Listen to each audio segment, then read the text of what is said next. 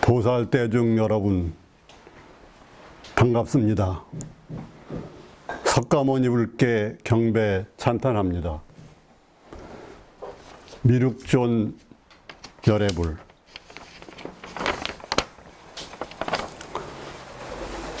본각성교원 깨달음세계 제6차 목요법회 주제는 지금 여기 눈 뜨고 꿈 깨자입니다.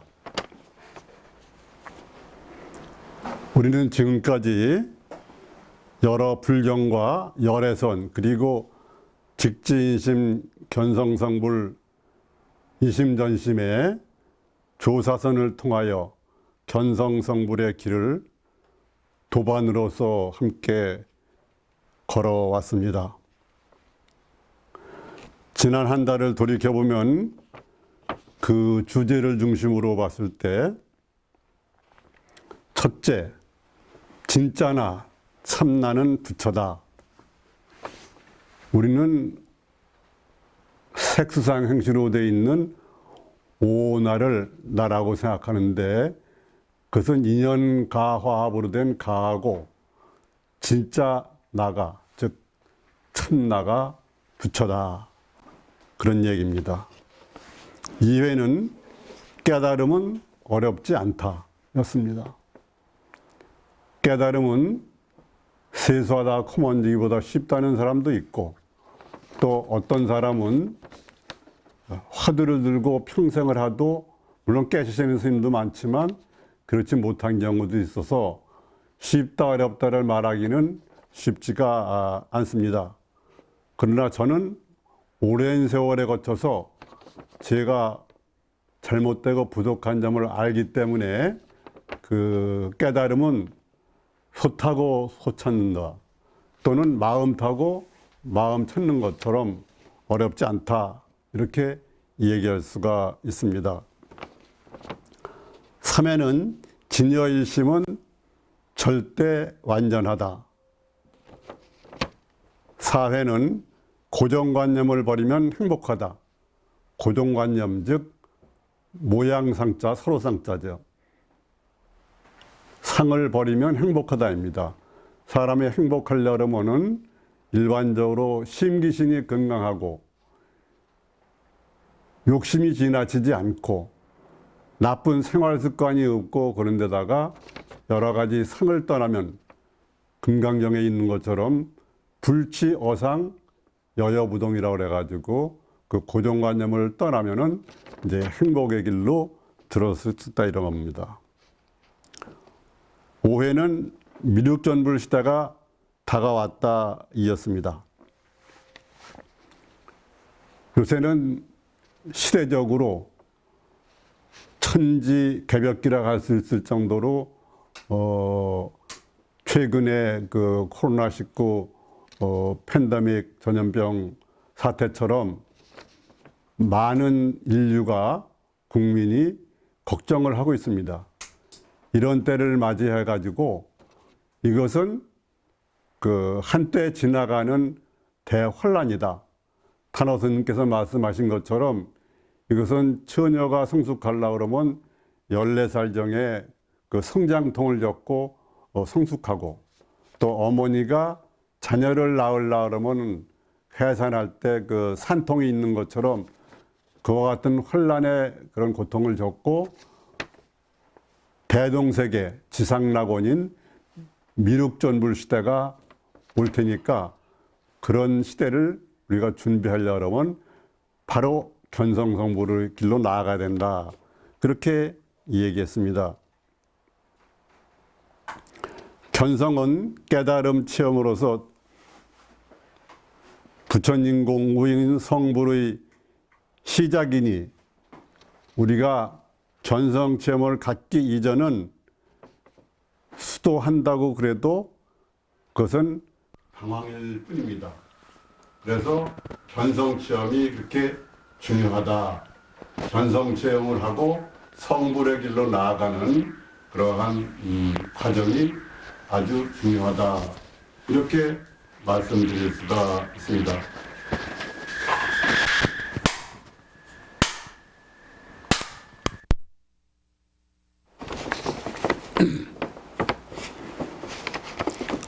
깨달음은 어렵지 않다고 했습니다. 견문각지 행주조와 어묵동정이 생각이 없으면 모두 깨달음이고 어떤 생각이 붙거나 작용이 붙어 있으면 그게 꿈입니다. 그래서 견문각지하는 보고 듣고 또 감각을 느끼고 지각하는 이런 것들이 전부 아무런 작용이 붙어 있지 않으면 깨달음이고 거기에 생각이나 이런 게 붙어 있으면 꿈이어서 그것을 몽각불이다. 그렇게 얘기합니다. 꿈과 깨달음이 둘이 아니다. 이렇게 얘기를 합니다. 그래서 우리는 내 마음을 지금 여기서 내 마음을 찾으면 됩니다. 언제나 알아채는 그 마음, 그것을 찾으면 되는 거지요. 좀 전에 죽비를 쳤는데 그 경우에 죽비가 물질로서 보이기도 하고 죽비의 소리가 들리기도 합니다. 그런데 그때 그 마음이 밖으로 향해서 나가지만 보거나 듣는 경우에 그 보이는 물질에서 마음을 돌이켜서 그 안으로 회광반조해서 내 마음을 찾으면은 그게 중요하고 또 들리는 소리를 듣는 그 듣는 자를 돌이켜 봐 가지고 회광반조해서 찾으면 좋고 또 우리가 그 느끼거나 생각하는 경우에도 그 생각하는 자를 마음을 돌이켜서 생각이나 느낌이 나오는 근원 자리를 일심으로 들어가면 된다. 이렇게 말할 수가 있습니다. 우리가 일상적으로 꿈을 꾸는데 그 꿈을 꿀 때는 생시처럼 거기서 움직이고 춤도 추고 노래도 하고 비행기도 타고 다 하지만 꿈을 깨고 나면은 꿈은 없었던 겁니다. 다만 꿈을 깨고 나면 꿈꾸는 자, 꿈꾸미, 드리머만 있는 거지요. 그런데 우리가 일상생활을 하는 이 생시라고 하는 것도 근본 자리에서 보면은 꿈과 똑같습니다. 우리가 여러 가지 움직이고 행동하고 별의별 일을 다 하지만 이것도 알고 보면은 꿈이어서 결국은 우리가 깨달음을 얻게 되면은 그 꿈꾸는 자, 꿈꾸미, 드리머로 돌아가서 영원불멸, 불생불멸의 그러한 깨달음의 자리로 가게 되는 것입니다. 그래서 꿈을 깨고 시공을 초월한 꿈꾸미 즉 진여자성으로 돌아가야 합니다. 꿈이라고 알아차리고 꿈에서 깨어나야 됩니다. 그것을 강몽, 교몽이라고 했습니다.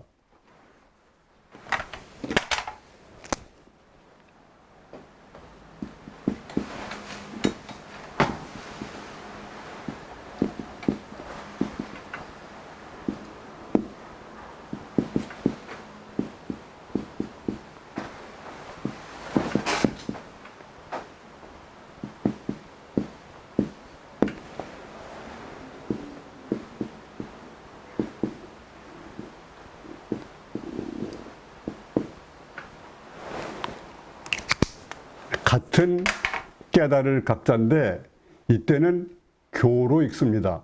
이건 다 꿈몽자고 그러니까 꿈이라고 알고 그 꿈에서 깨어나라 이런 겁니다. 그래서 깨어나라 할 때는 이 깨달을 각자를 교라고 있습니다. 이것이 우리가 깨달음을 얻는 데 있어서 아주 중요한 요소라고 할 수가 있습니다. 또 우리가 이 길을 감에 있어서 유념할 것은 말의 노예가 되지 않는 것입니다. 부처님께서도 나는 누구인가를 대각하시고 화엄경에서 일체심적, 즉 마음이라고 말씀하셨습니다. 그러면 우리는 내가 누구냐 하면 마음이라고 하면 되지 않느냐. 그런데 그렇게 머리로만 이해해서는 안 되고 실제로 깨달아야 되고 또 마음이라고 말을 자꾸 하게 되면 그 말에 집착을 하게 되니까 그 부처님은 기본적으로 어떠한 말에도 그게 마음이나 부처나 법이라 해도 그 말에 계속 집착을 해서 머물지 말라고 하셨습니다. 그와 관련되어 가지고 전에 선사 중에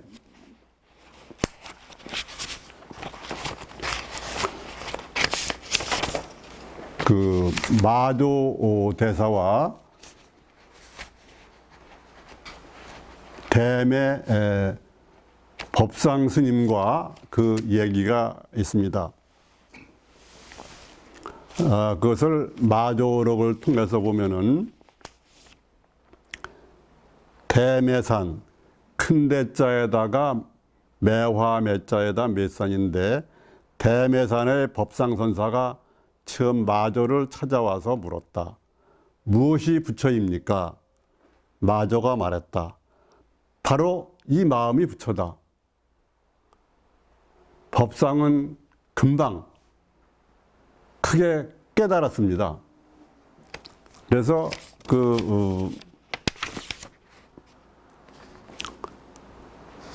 대매 법상 스님이 마조 스님을 모시다가 몇 해 후에 대매산으로 들어가서 거기서 머무셨습니다. 그래서 대매 법상 스님이라고 얘기하는데 그때 이 스승님인 마조 대사가 한 제자를 시켜가지고 그 점검해올 양으로 그 법상 스님에게 보냈습니다.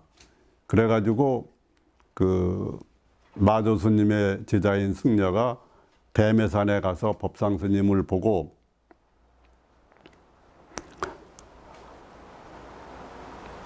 스님은 마조 스님을 뵙고서 무엇을 얻었기에 곧 이 산에 머무십니까? 하고 법상 스님에게 물었습니다. 그때 법상 스님은 마조 스님은 나에게 이 마음이 바로 부처라고 말씀하셨습니다. 나는 곧 여기에 머물렀습니다. 그랬습니다. 그러니까 그 승려가 지금은 마조 스님이 즉심시불 마음이 부처라고 하시지 않고 비심비불이라고 하십니다. 마음도 아니고 부처도 아니라고 하십니다. 그렇게 이제 한번 찔러 본 거지요. 그때 법상 스님이 그 노인네가 여러 사람을 계속 혼란하게 하는구만. 당신은 그럼 비심비불이라 해도 나는 즉심시불이다. 그렇게 법상 스님이 대답을 했습니다. 그러니까 이 질문했던 스님이 돌아가서 마조 스님에게 그대로 보고했습니다. 그랬더니 매실이 익었구나.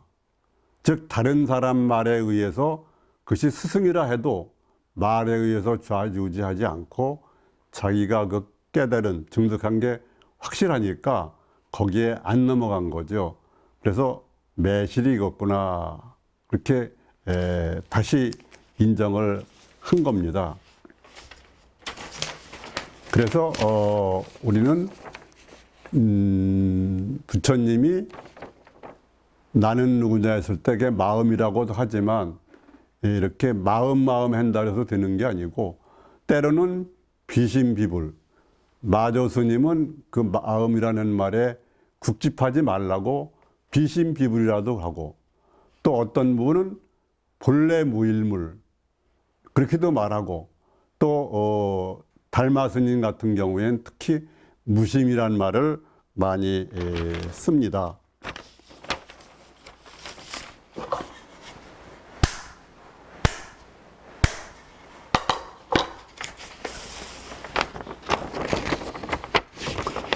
그러면 우리가 우리의 구체적인 현실 생활로 돌아와서 우리는 어떻게 살아야 하나 이렇게 생각해 볼 때 이즉도노 사비돈제라고 합니다. 이치를 깨닫는 것은 물로 깨닫지만 우리는 그 수법이 있기 때문에 그 수법을 녹이는 것은 금방 되지 않으니까 그만큼 도노 점수를 해야 된다, 이런 말이고, 그것을 진여 수연이라고 이렇게 표현을 합니다. 그러면은 그 깨달으신 스님들의 그런 생활을 보고 그분들의 그 법거량하는 내용을 한번 살펴보도록 그렇게 하겠습니다.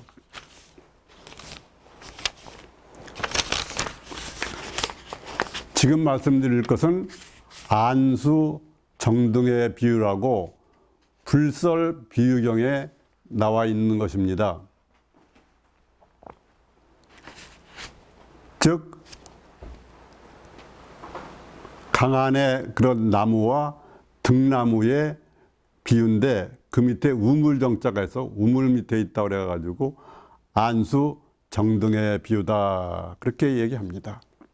그것은 어떤 사람이 사가와 세계에서 끝없는 광야에 불이 붙어 있는데 거기서 도망가려고 뜹니다.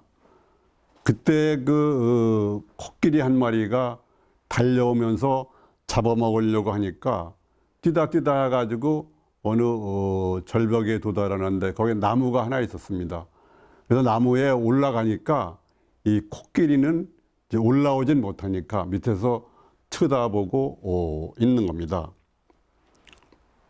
그리고 나무에 올라간 사람은 그 나무에 등나무 덩굴이 있었는데 그 등나무 덩굴을 이렇게 잡고서 밑을 내려다 보니까 거기에 우물이 있는 겁니다. 근데 우물에는 이무기 3마리가 그런 잡아먹으려는 모양으로 있고, 또 그 우물 주변에는 그 4가지 종류의 뱀이 혀를 낼름낼름하면서 바라보고 있는 겁니다. 그런데 그 등나무에는 또 벌이 그 꿀 구멍을 만들어 가지고 거기서 꿀 방울이 떨어지고 있는데, 그 등나무를 검은지와 흰지가 이렇게 갉아먹고 있는 겁니다. 등나무에 매달려 있는데 그 등나무 덩굴을 흰지들이 갉아먹고 있으니까 아주 절대절명의 위기죠. 그런데 거기 매달린 사람은 그런 어려운 가운데서도 그 단꿀 떨어지는 것을 받아 먹으면서 그것을 잊어버리고 있는 겁니다. 그러니까 우리가 살고 있는 이 세상의 살림살이가 얼마나 위험하냐 하는 것을 얘기해두고 있는 건데, 이것이 가엾이 넓은 들녘은 우리가 태어나서 죽는 생사의 들판이고, 사방에서 불어오는 불길은 욕망의 불꽃이고 생로병사의 불이며, 우물은 황천, 지옥이죠. 그리고 미친 코끼리는 무상한 사람을 잡아먹는 귀신이고, 나무는 사람의 몸이며 등덩굴은 사람의 목숨이고, 검은지와 흰지는 그 일월이라고 해가지고 흘러가는 세월을 말합니다. 세월이 무상한 것처럼 3마리의 이무기는 삼독, 탐진치죠. 그리고 밑에 있는 4마리의 뱀은 지수화풍이라는 4대고 그 받아먹고 있는 꿀은 오용락이다. 우리가 세간락이라고 그러는 5가지 오용락이다. 이렇게 말할 수 있습니다.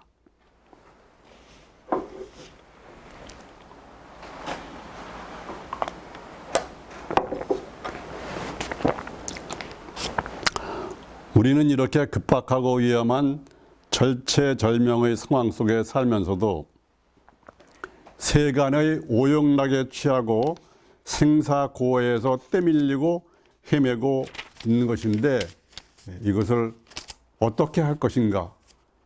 이것을 해결하려고 그러면 꿈에서 깨고 눈을 뜨고 꿈에서 깨어나서 일어나 가지고 살아야 됩니다. 견성성불을 해야 되는 것이죠. 이 문제에 관련해서 우리가 김인현 3.1운동 독립 당시에 불교계를 대표해서 참여하셨던, 그때 우리 불교계에서는 2분이 참여하셨는데 백룡성 스님과 한영훈 스님입니다. 그 백룡성 스님에 관해서는 이 문제에 관해서 다른 그 스님들과 나눈 얘기가 있습니다. 김인현 3.1운동 때 민족대표 33인의 한 분이신 백룡성 선사님이 일제강점기의 한때 대각사에서, 서울 종로에 있는 대각사에서 만공스님, 보월, 해월, 해봉, 고봉, 전강 스님 등과 선문답을 하고 있었습니다.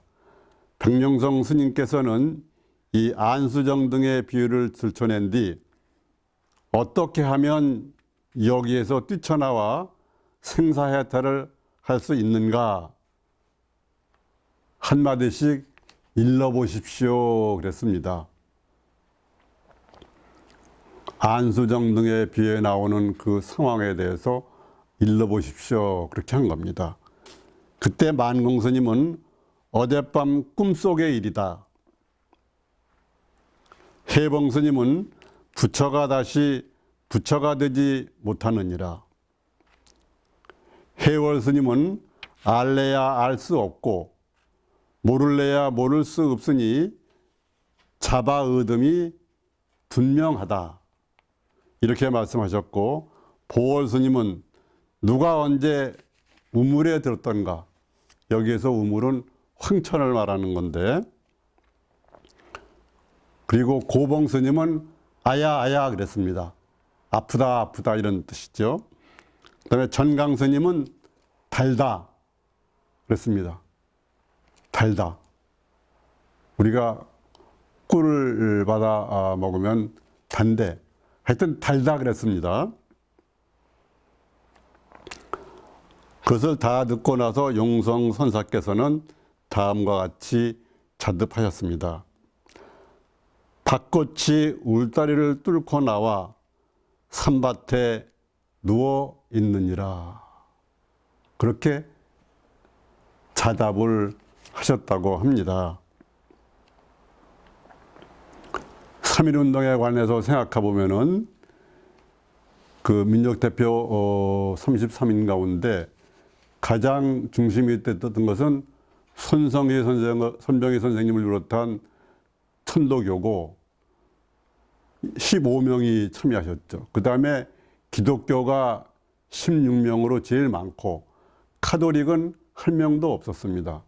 그리고 불교계는 좀 섭섭할지도 모르지만 숫자가 적게 딱 2분이 참석하셨습니다. 2분이 참여하셨습니다.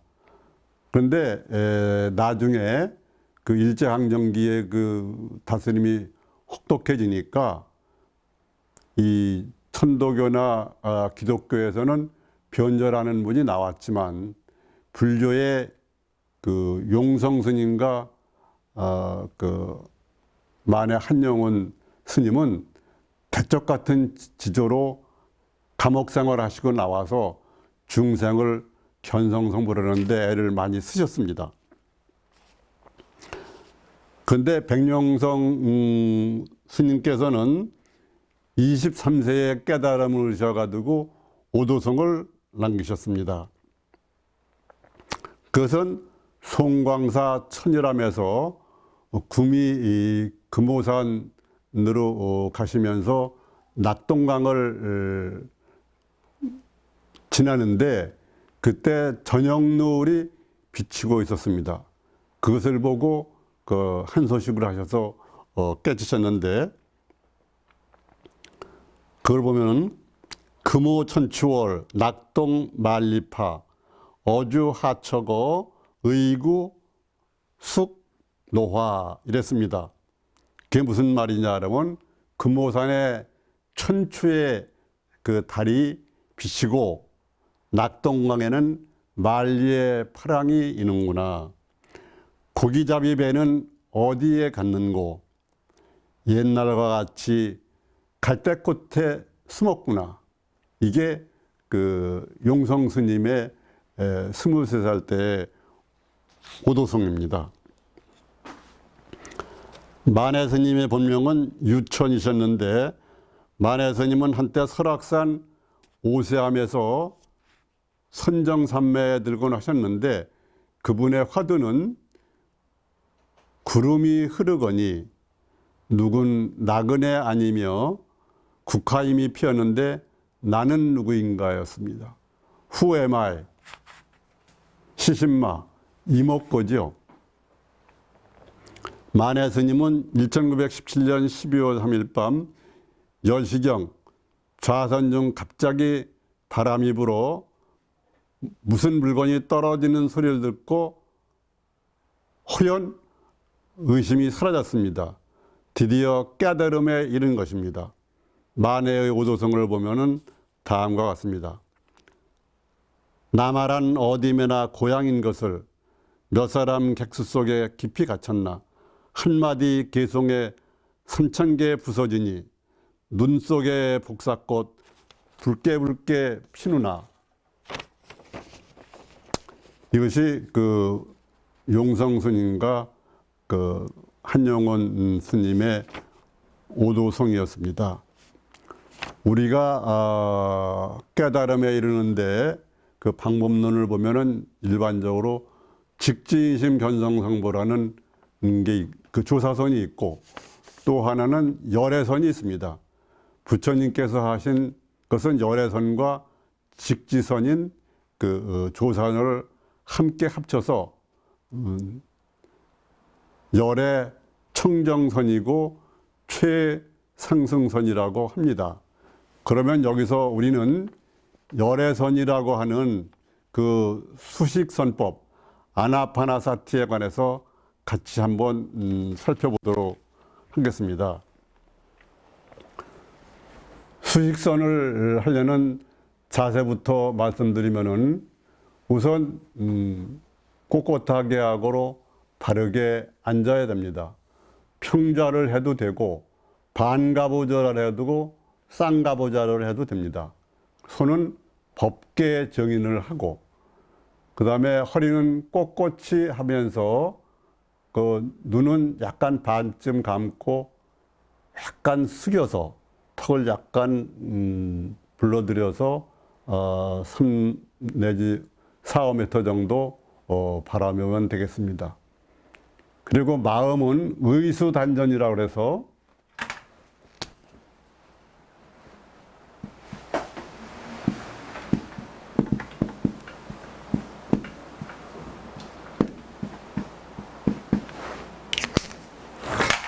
의수단전, 이건 직기수사인데 마음을 단전에 둔다.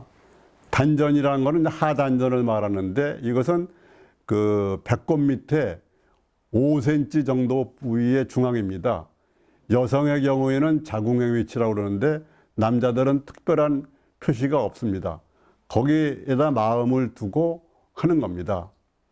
그 다음에 하는 것은 아나파나사티, 즉 숨을 들이쉬고 내쉬는 것을 세는 겁니다. 실제 해보면은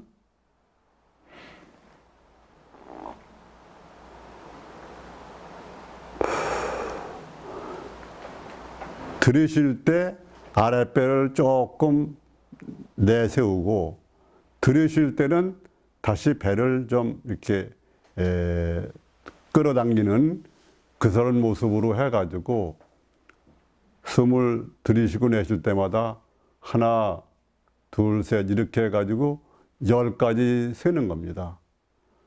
그리고 끝나면 다시 셉니다. 그 다음에 진행 과정은 6가지 단계로 설명합니다. 그래서 그것을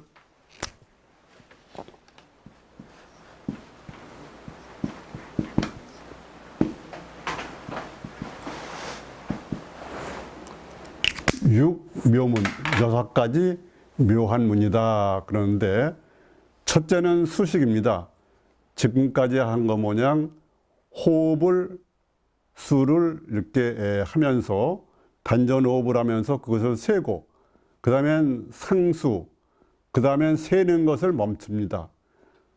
그리고 호흡을 셀 때도 생각을 가능하면은 작고 가늘게 이렇게 하고 그 다음에 상수로 들어가면은 마음과 호흡이 같이 하지만 세질 않습니다. 그래서 상수, 그 다음에는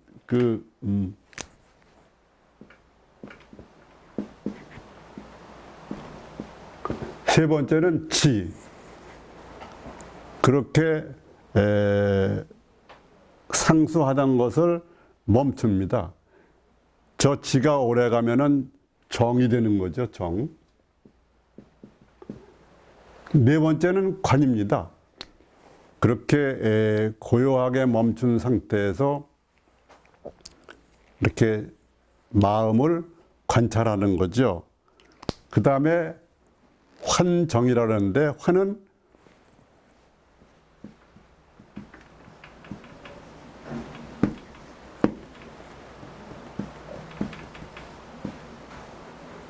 다섯 번째 환은 마음을 밖으로 향하거나 그런 마음이 있으면은 마음 안으로 되돌이켜서 근본 자리를 보내는 것이고 그 다음에 6번째 단계가 청정한 자리로 들어가는 겁니다. 심청정, 북도청정 하는 것처럼 그 마음이 청정하면 그게 깨달음의 자리고 부처님의 자리죠. 그러니까 우리는 일상생활을 하면서 몽각불이루 진여 수연의 자리로 나아가면서 결국은 우리의 삶이 꿈과 같으니까 이 꿈에서 깨어나 가지고 꿈꾸는 자, 꿈꾸미, 드리머의 자리로 가는 거, 그것이 곧 깨달음이다. 이렇게 말할 수 있습니다. 지금 여기 눈 뜨고 꿈 깨자. 이상으로 오늘은 마치고 모두 직진심 견성성불하십시오.